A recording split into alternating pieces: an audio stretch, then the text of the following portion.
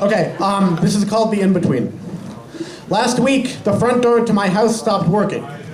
The lock froze in the in-between position between locked and unlocked, and it would not open from the inside to the outside no matter what my roommates and I did. It was very early when we discovered this, and for a moment, I forgot we had a back door and a garage door and was overcome with brief nightmarish, Kafka-esque existential dread at the idea that my three roommates and I would be trapped inside forever. It was early, and I wasn't thinking rationally, and a guy from our rental agency came over and fixed it a day or two later, removing the knob and manually forcing the lock out of that in-between position. That in-between position is an unusual situation for a door to find itself, but a reasonably common one for humans. A friend of mine told me the other night that she has to believe that a tree still makes a sound if it falls in the middle of the forest with no one there to hear it, because she has to believe that she will still bleed if she falls in the middle of the metropolis and there was no one there to catch her.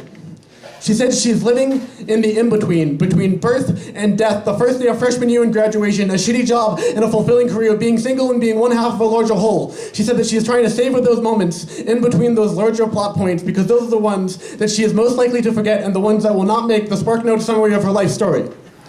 Right now, I am living in that in-between. I am 20 years old. I am single. I am sharing a house with my best friends from middle school. I am making progress on my degree. I am barely working a shitty job. I might appear to be stagnant to the casual observer because a lot has happened to get me here, but not much is going on right now. And my status in the in-between was pretty much my choice. My ex is getting married tomorrow, and I'm getting fucked up tonight, and there is no correlation between the two. But I can still see how you would draw a casual relationship, because at 2 a.m, I will still be drinking whiskey and smoking weed, and I would be lying if I said that I will not be imagining what she looks like in a wedding dress.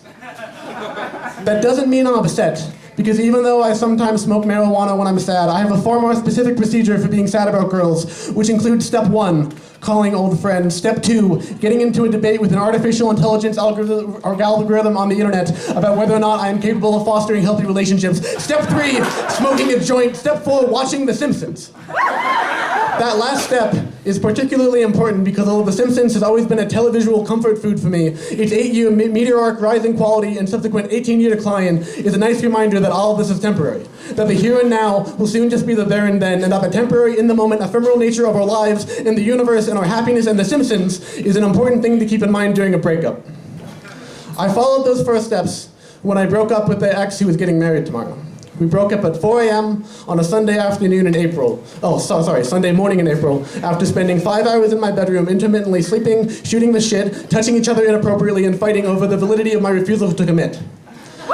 She was my longest relationship. She was my most serious relationship. The only girl that ever said I love you to me while we were together, albeit angrily and over text message. She was the girl who I hurt the most. The breakup that was most unequivocally my fault. Because when she said casually, boy, I'm really gonna miss you this summer. Long distance is gonna be rough. I said about that because I have a better relationship with the past than I do the present and an abusive one with the future. Before that night in April, on my tiny mattress in my tiny bedroom in my tiny apartment, we were both still in the in-between, and that we were both thinking about doing the whole starving artist thing, and we were together, but we didn't know how seriously, and we were sort of on the fence about what we would of each other. But in that moment, she decided that she didn't want to spend the rest of her college career in the in-between, and I decided that I did.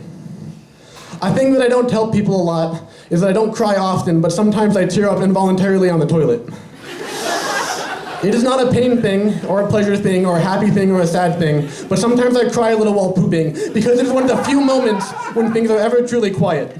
The television is always on. There is always punk music blasting in my earbuds. I'm always listening to podcasts as I fall asleep. I'm always in coffee shops. I'm always with my friends. I'm always surrounded. And so sometimes when it is quiet on that toilet and I'm alone with my thoughts and the weight of my decisions, there is a release and there is a catharsis during which everything seems total and final and complicated and beautiful, and it gets the better of me and I cry a little.